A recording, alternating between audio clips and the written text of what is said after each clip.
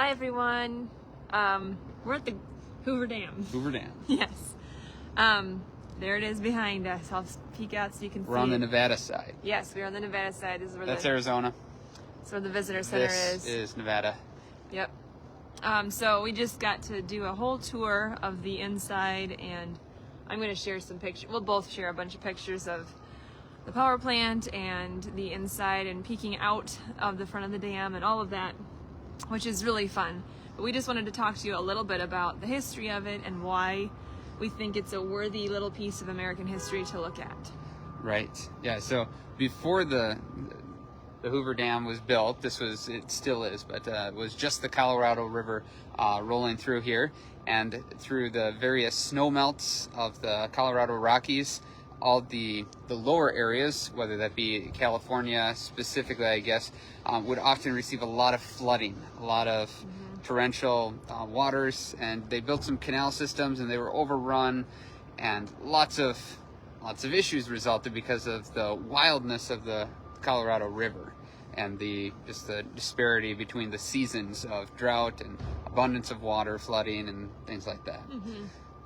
The terrain was actually that at the end of the river towards the basin, the lower basin, the river did this so much, this flooding and overflowing, and during snow melt, that it deposited lots of fertile land. So that was the draw, is that the land was fertile because the river had flooded over and over again this plain, and so there was tons of topsoil that had been deposited. Transported from further up north. So it was providentially the perfect place to farm, but also a very dangerous place to farm because the river kept doing that. So in order to settle and have it be a consistent and safe place to continue to do that, they needed to do something about it, and this was the solution. Right. So at the time when the Hoover Dam project was being proposed, it was just called the Boulder Dam project because Boulder Canyon was where it was initially conceived to be installed. This turned out to be a better place because there was better stone in the rock face, and less silt to remove off the bottom as well. So economically and structurally, it was a better place to position it. Now, at the time of building it, there weren't a lot of arched gravity dams. That's what the Hoover Dam is. It's an arched gravity dam. There's a lot of arched dams in history. There's a lot of gravity dams in history, but most gravity dams are straight across. And this is an arched gravity dam. So it's a mashup. It's a mashup. It's a combination of those two factors. Right. And the principal engineer, I believe, not the chief engineer, but design engineer, that's his name. The principal design engineer, let me think of his name here. John Savage. Yeah, John Savage. I have no idea whether he was a Christian or not. Couldn't figure that out. There's not a lot written about him. He did grow up in Wisconsin. After high school, put himself through basically a classical education for 2 years before he went to the University of Wisconsin.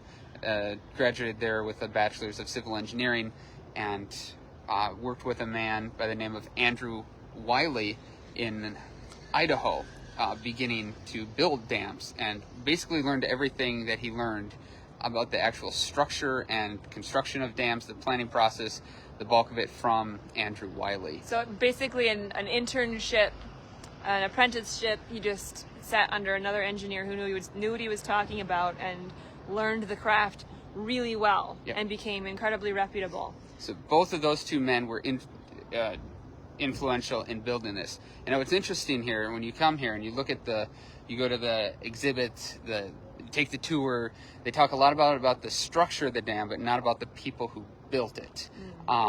And we see that more and more as we're studying history. The things of history are talked about, not the ideas of the people who actually built it. Those are ignored. And what was fascinating that did get mentioned was that the lifespan of this dam, when it was built, is for 2,000 years. So it was not shortcutted. It was not. The tour guide admitted that we would never build something like that now, and he asserted that this is because it was the first time we tried something like this, so that's why we overbuilt 70%. And we would say, but we do firsts now, and we don't overbuild 70% on most things, and it's because we don't have that long-term vision and the willingness to take that level of risk and sacrifice in one generation to benefit people that would live long after they were dead. So it's a unique mindset. Right, and this is right. The Hoover Dam was built during the Depression, and it was the crossover in American culture between a working class of men who couldn't work, who wanted to work, and put everything they had into building government-funded projects, which, as there are issues with constitutionalists, you probably have a problem with that, but they were actual hardworking men who labored away to actually complete these types of projects. Versus nowadays, you have people complaining about their 9-to-5 work schedule and the emotional damage that they suffer just by showing up to work routinely. And it's a totally different mindset.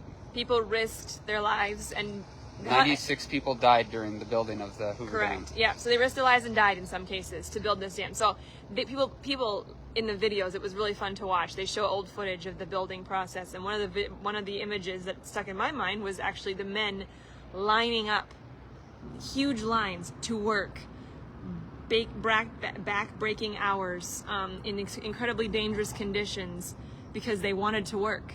And there was obviously some desperation involved in the Great Depression environment and all of that, but also just a different mindset. Yep. Yeah. So. People uprooted their whole family and moved out to the town of Boulder in order to earn a living here, in order to just put a wage on the table, to put food on the table. Right. So this is a masterful piece of architecture, of innovation, but it's a mark of diligence. It didn't happen in a vacuum. It's one of those things that it's hard for us to imagine trying to do because we don't think or live like this anymore. We don't humble ourselves to this level and take this level of risk. We were talking about if 100 people died on anything, on any building project now, what would happen? What would happen if one person died on a big endeavor, a big building project? What would that look like in today's day and age? We don't have the capacity to think in these terms, and that's not to say it was a good thing that they died. That I'm not to be flippant about that. It's their sacrifice was a big deal, as much very valuable, but in the sense that we can't even imagine coming up to that point with our skills and labors. So very impressive. Super fun to go down inside of it, obviously, just to see. The tour inside is fantastic, where you get to see actually. I don't think you can see it, but off on the right about there on the dam, you get to peek out a window, one of the inspection tunnel air vent windows, because what they did was this was a lot of firsts went into this dam. One of them was they put pipes through the concrete as they poured it, and then they ran cold water through that to quicken and speed up the curing process. Most giant refrigerator. Right, the largest refrigeration unit ever, and it pushed the cold water through in order to cool down the concrete so that it would cure faster. Because otherwise, you'd have so much heat displacement from the cooling of the concrete that it would change the structural integrity of it. So huge benefit there that some of the firsts went into the construction of this. They thought of everything. It was well, not everything, obviously, but they thought of so many things that just are a testament to their skill and their devotion, I think, to an amazing project. Yeah. So it's hard to see from here really how impressive it is. It's hard to see from anywhere how impressive it is. Every angle you get, you're like, there's more of it. It's just an amazing piece of architecture. So and beautiful too. I think it's very pretty to look at. So anyway, anything else we need to add to that? That's about it. If you find yourself out in Las Vegas or the general area, definitely worth a check to come and take a peek. Check and see how the wilderness was tamed by this impressive feat of building concrete. One more thing, and this is something that was alluded to very obliquely because we're at the dam and it's about the dam. But there's a whole group of people that hate this dam. And it's quite a large group. All dams. Hate all dams, and it's because of the environmental impact, which is that this dam obviously stops the water from being a river and turns it into a lake. So it fundamentally changed the landscape, and the people who did it intended to change the landscape, but now the word that's used is destroy or mar or fundamentally change. And so there's a lot of apologetic language around we want to be as nice as possible. And granted, we should be responsible and careful about how we change landscape, especially at this scale. This is spectacular.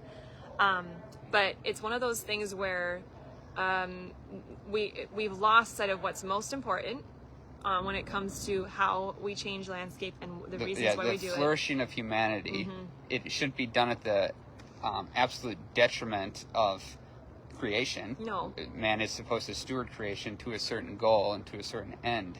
But you can't worship the creation, and No. there's an aspect where the wilderness, as beautiful as it is, it's still a wilderness, and it needs to be brought into captivity. It needs to be governed and told how to run well. And hydropower is an incredible feat of engineering that does just that. It's a part of the Dominion mandate applied. And also irrigation. So the whole idea of wilderness becoming a garden is a theme in the Bible that God talks about frequently, that he'll make a stream in the desert.